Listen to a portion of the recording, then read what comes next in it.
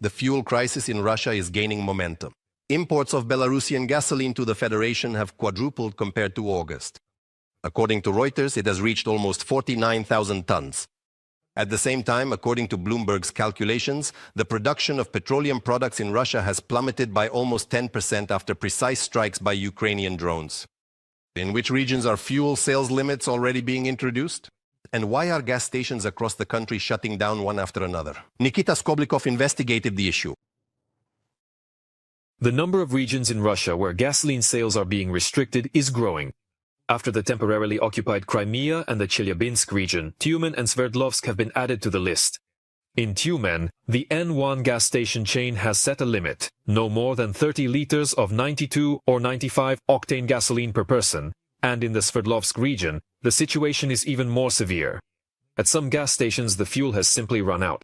Only diesel is left. In short, the situation with gasoline isn't changing.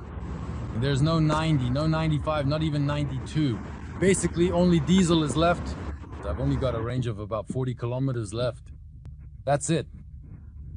So listen, is there any gasoline in Belgorod? No, there isn't. That's the story.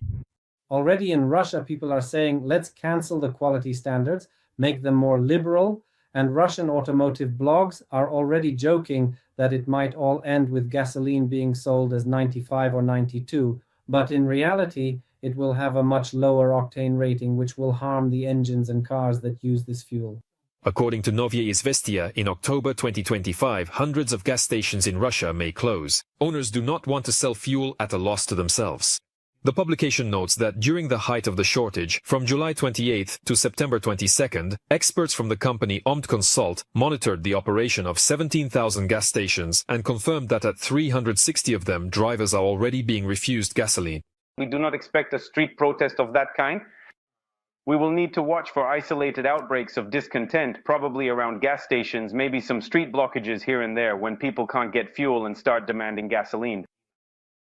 Because, that's a very childish position.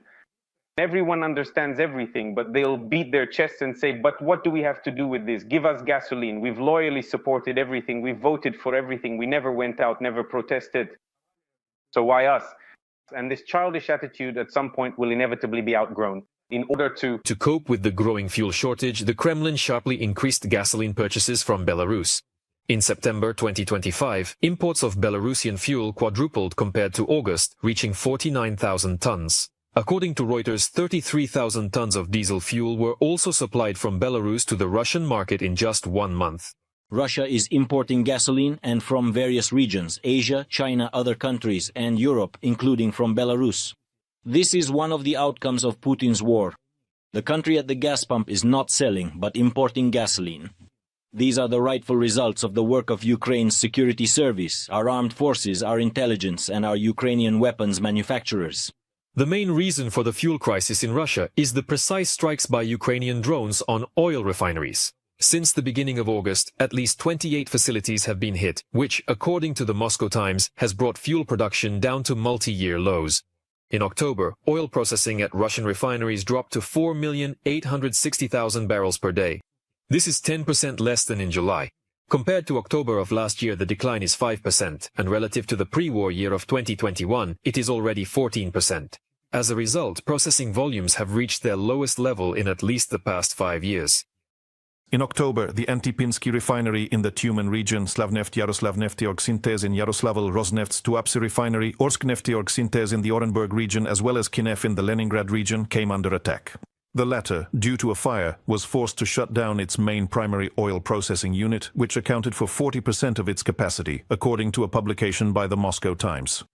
The strikes on Russian refineries have forced the Kremlin to ramp up oil shipments by sea. According to Bloomberg, over the past 4 weeks, shipping volumes have remained almost at their highest level in 16 months. But it seems that Russia will no longer be able to increase its exports.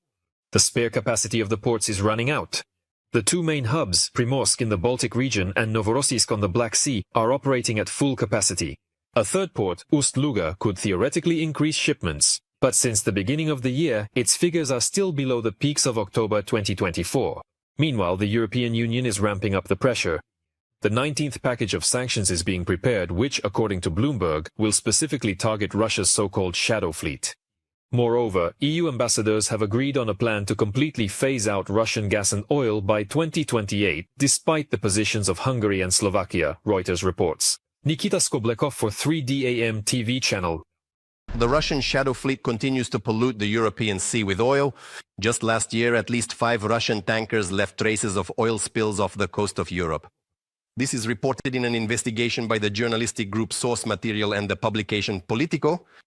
The main part of the shadow fleet consists of old vessels, and their poor technical condition threatens Europe with an environmental disaster. According to preliminary estimates, cleaning the sea after a single major oil spill can cost up to €1.5 billion, and it will be European taxpayers who pay for it if the vessel responsible cannot be found. According to the New York Times, currently every 6th tanker in the world belongs to Russia's shadow fleet, which is about 17% of all operating oil tankers. Meanwhile, in Russia's Novosibirsk, a defense industry plant is on fire. It manufactures electronics and microchips for the Russian army. Local residents posted videos of the fire on social media. According to Russia's Ministry of Emergency Situations, a warehouse building was burning and the roof collapsed. Special trains and drones were deployed to extinguish the fire and monitor the situation.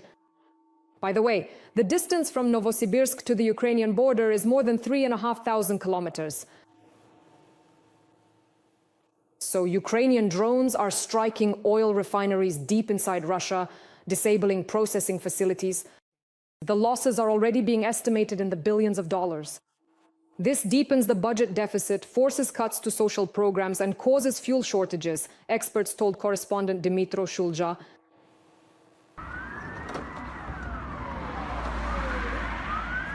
New strikes deep inside Russia. A Ukrainian drone struck a large oil refinery in Tyumen near the city of Antipino, 2,000 kilometers from the border. It is likely that the drone hit a primary oil processing unit with a capacity of 7 million tons per year, according to expert Maxim Gardus. He says the facility is one of the large refineries that have recently become regular targets of Ukrainian attacks. Russia has 38 large refineries. At least one of them has been hit in Astrakhan. The second group consists of plants that are located far away and are very large. For example, on the 4th of October, on Saturday, the Tishleniki plant was shelled. This is in the Leningrad region. It is the second largest plant in the European part of Russia by capacity. It produces about 7 million tons, which is 5% of gasoline and 7% of diesel. The geography of the strikes is expanding. Drones are reaching deep into Russia. Moreover, some plants and stations have been hit by Ukrainian drones more than once. In Leningrad Oblast, in Tyumen, in Bashkortostan, we've hit them several times. The point here is not just about the variety of locations, but about striking those very facilities, those refineries that are the largest, the ones that account for 6, 7, or even 8% of annual oil processing. From January to August, energy revenues dropped by 20%. These are the official figures from the Russian Ministry of Finance. Ukrainian experts say that the Russian budget deficit is growing due to difficulties in selling fuel. In 8 months, that is, as of September 1st, the deficit is 4.2 trillion rubles. The Russian government is aiming to cut spending.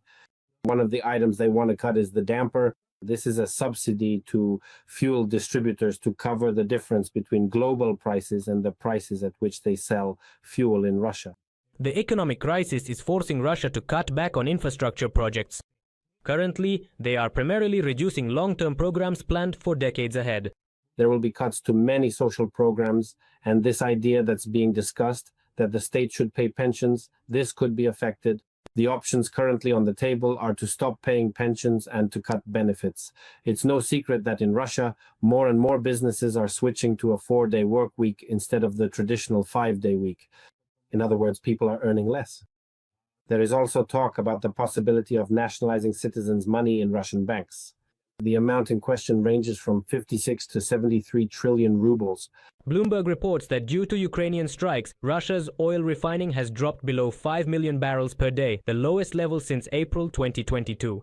At the same time, exports have increased by 500,000 barrels. According to experts, Russia can sell its raw materials to China and buy finished fuel.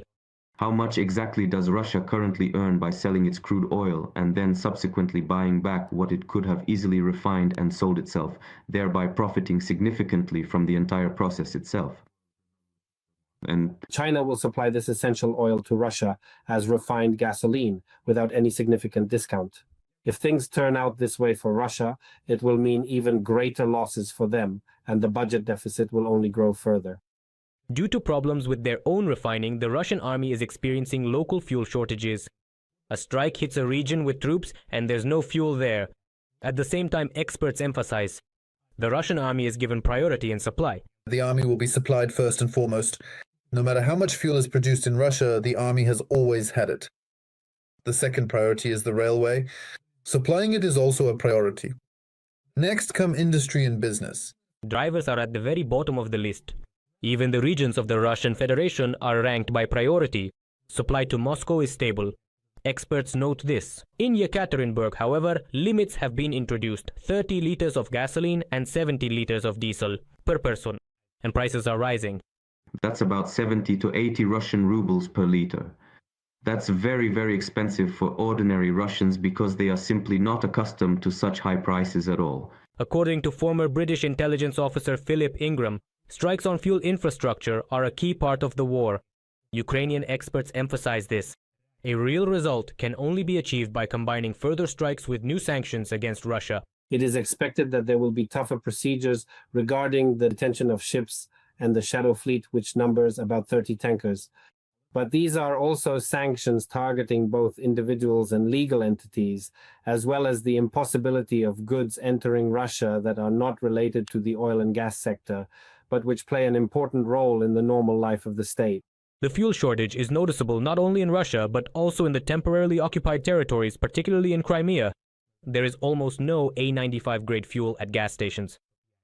The Russian head of Crimea, Sergei Aksyonov, admitted the shortage of I-95 and I-92 in September.